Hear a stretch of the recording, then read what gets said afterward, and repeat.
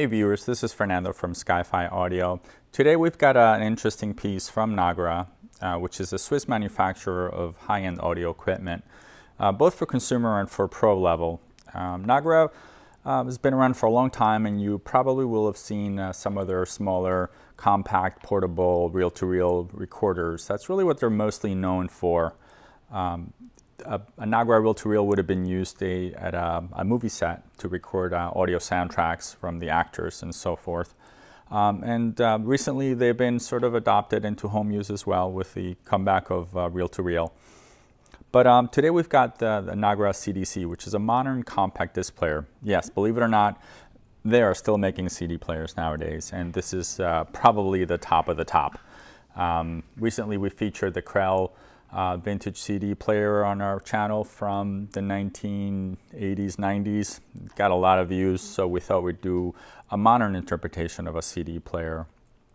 And this CDC is as good as they come. So let me talk about the architecture, some of the features, and why anyone would even want a CD player nowadays. So the CDC, or Nagra, has three CD players in this range. So the CDC, which is what we've got today, they've got a CDP and a CDT. So pretty confusing, but let me see if I can break it down for you.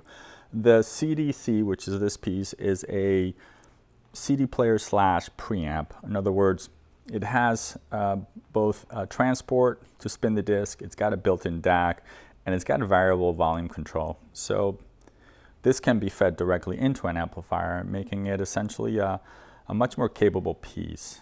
And allows you to skip the preamp, a dedicated preamp, in case CDs are going to be your only source, which is quite the case for still a bunch of audiophiles.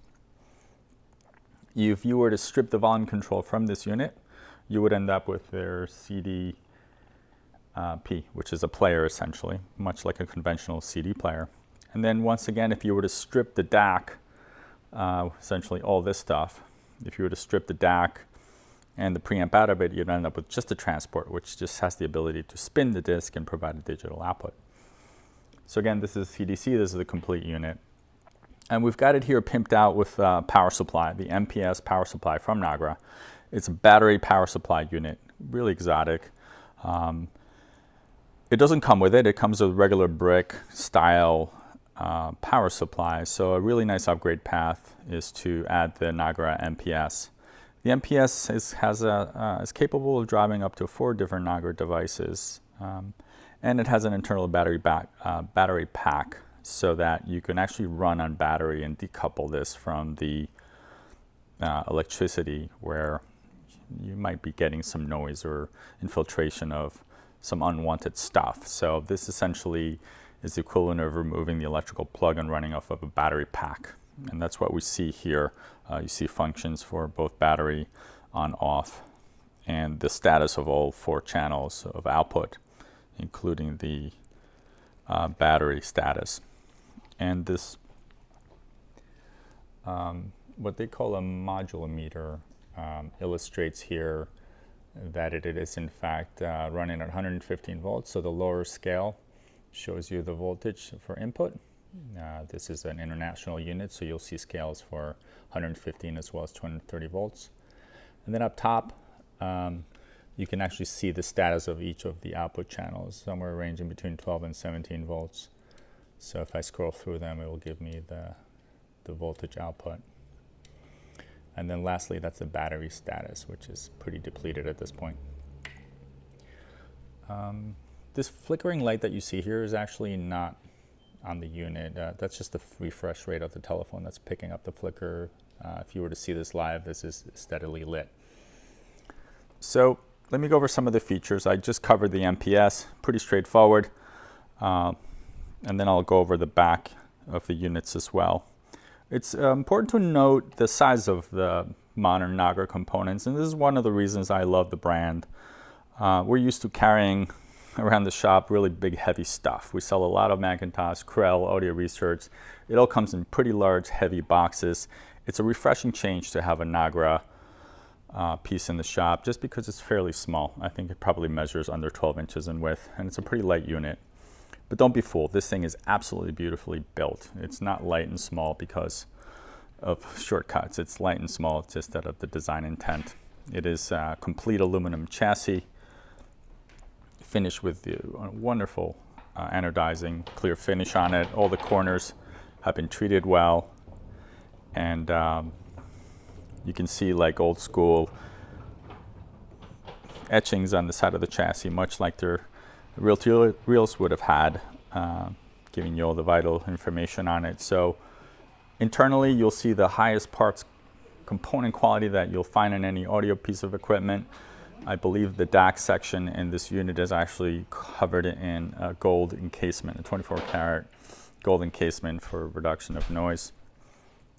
So absolutely beautiful in terms of build quality, much like a Swiss watch would be from the same country. Let's go over some of the features of the CDC. The most notable thing on it is the way they've mounted the laser. If I open this unit, if I put it into stop mode and open it, you'll quickly notice that the laser itself is mounted onto the drawer. And that is to couple essentially the entire unit. So the laser spindle and the drawer are coupled into a single large unit. It's their sort of design intent is to simplify. In other words, instead of separating the disc from the laser mechanism, it's all kept as one. And because of that, much like a top-loading CD player, but it is on a drawer. Because of that, you've got to use a puck to secure the CD. So if we drop the CD on top, this is a magnetic puck that essentially holds it in place. And you see some red LEDs here that are used to help you sort of locate things at night. It's really subtle, but a nice touch for the CD player. So if I close that, you'll see the entire mechanism move in. The other notable thing about Nagra is their sort of industrial engineering is really interesting. They use knobs and switches and meters that you don't see on other equipment. And that is, again, a throwback to their original line that they sold in the 70s and 80s, or even back to the 60s, where this has been a signature switch for them for decades. Same for these absolute tiny little switches, toggles used to do other functions. This is much like you would find in a laboratory grade equipment, this sort of switches and meters. So I'm a big fan of the look of Nagra because of that sort of engineering industrial look. All right, going down through the feature set, we've got a brightness meter here for the VU indicator. Then we've got a conventional balance knob here, little tiny toggles for both open and close, and another little toggle switch here for switching between the analog output and the headphones. That's another feature of the CDC over the other two units, is that it does have a very capable headphone output and the ability to turn it on and off, which is pretty cool. All right, up top you've got a volume control. Again, it's set just slightly into the chassis, which is pretty neat. And then their traditional power switch used, in this case, not for power, but to scroll through the different functions. We've got an off placement. We've got the stop, pause, and play. So that if we go to the play setting, you'll see that the tracks are beginning to count, and you can see the meter beginning to display the output level of the music.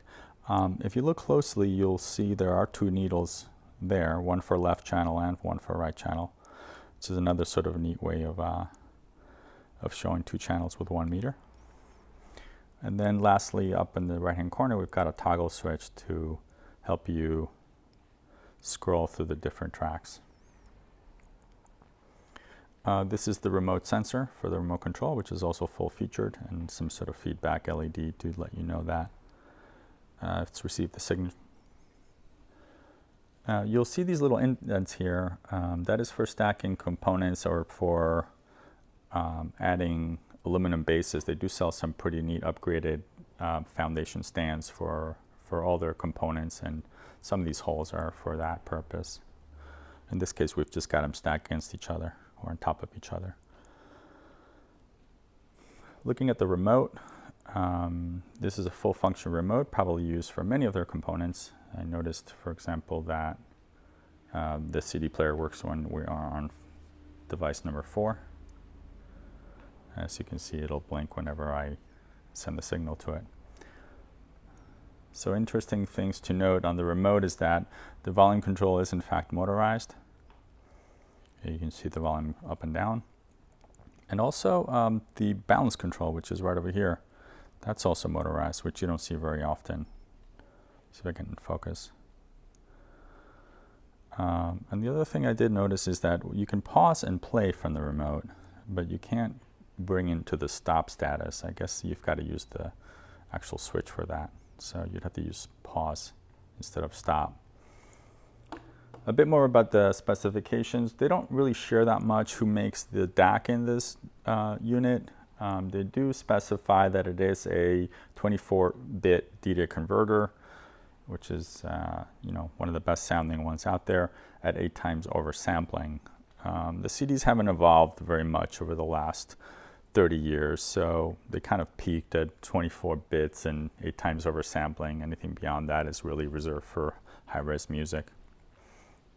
Let's have a look at the back. On the back, looking at the power supply, it has a standard IEC power cord and the 4 outputs that we've discussed used to power any other sort of device, low power device from Nagra. For example, a phono preamp or an actual preamp. There are some remote connections here to power things on automatically, and the ability to switch between 9 and 12. Actually, there's a 9 and 12 volt output here as well. No, that would be an input for trigger. And then above we've got divided into the analog and the digital side of the CD player. We've got XLR balanced outputs with single-ended equivalents left and right, and then digital outputs in case you were going to use this to record or to use an external DAC, although I'm not sure why you would at this point. It's got SPDIF, optical AES, and this is the power connection that we discussed coming from the power supply.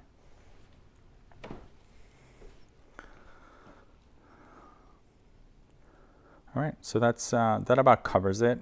Thanks for watching. This is, in fact, SkyFi Audio.